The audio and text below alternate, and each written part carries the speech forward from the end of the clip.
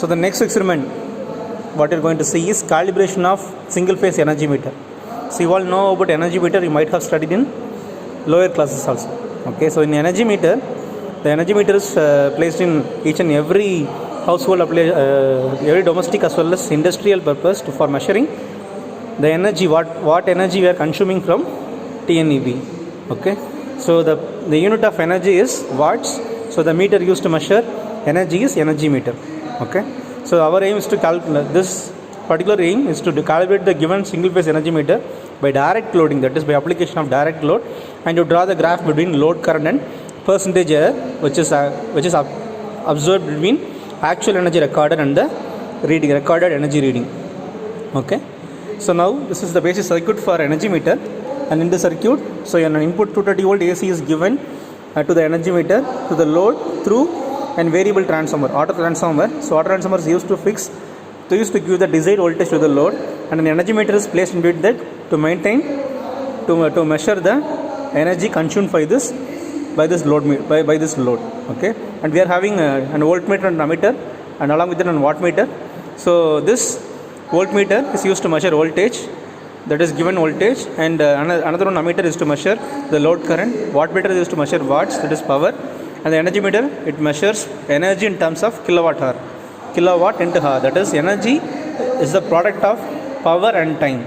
So energy is equal to kilowatt and time. Okay, so now let me start the experiment. So initially from the single phase supply, so I am going to connect a single phase transformer as phase and neutral, and I am going to set 230 voltage at the input here.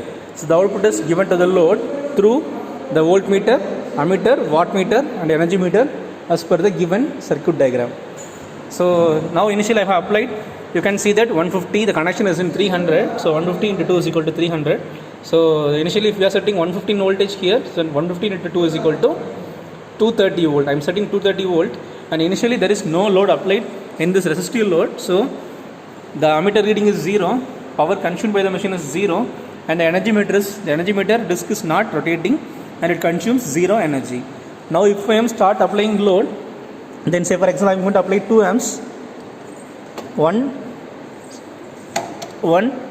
and 2. I am going to apply 2 amps load here. So if I am taking the reading of voltmeter, so there is a slight drop in the voltage. You can see there is a slight drop in the voltage of around 1 volt, and the current consumed by the load is around 2 amps, and the wattmeter reading is around, it is oscillating between 200 to 250 watts, and you can see that the energy meter disc is rotating. So the speed of rotation is proportional to the load applied. So in the energy meter itself, the energy meter constant is mentioned here as, so it is not clearly visible. So you can see that it is mentioned here as 900 revolution per kilowatt hour. So for consumption of 1 kilowatt hour, so the disc will rotate at 900 for 900 revolutions. So that is what the energy meter constant is. So if I am increasing the load for the 2 amps, then I can see that again the voltage drops and the current is increased to 3.5 amps, and the wattmeter reading, it is oscillated between around some 400 to 500 watts, and the energy meter, the speed of rotation of disc of energy meter is even more increased. The time taken to complete 1 revolution is even quicker when we are increasing the load. Okay, so using stopwatch, the time taken for 1 revolution is noted, and using that voltmeter reading, ammeter reading, wattmeter reading, and the time taken for the completion of 1 revolution, so we are going to do calculation.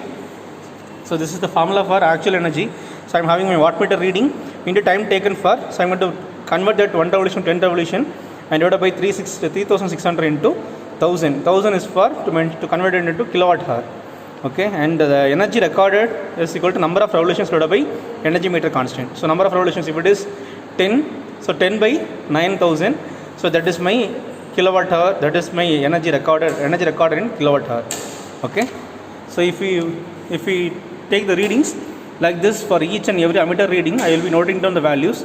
I will be noting down the voltmeter value. So slightly the voltage, it is getting dropped, and there is an increase in the wattmeter reading, the actual energy consumed by is calculated by the number of revolutions in the disk divided by the energy meter constant, and the energy recorded is calculated like that.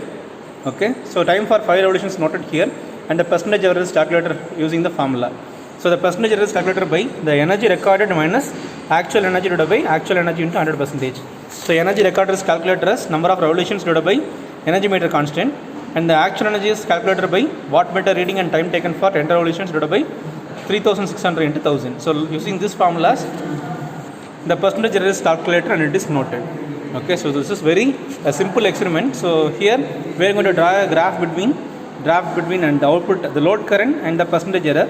So when we are drawing the curve, so it will go up and down based on the changes in the load requirement. So this is the graph between output, load current and percentage error. Okay, so thank you, hope you understand. Thank you.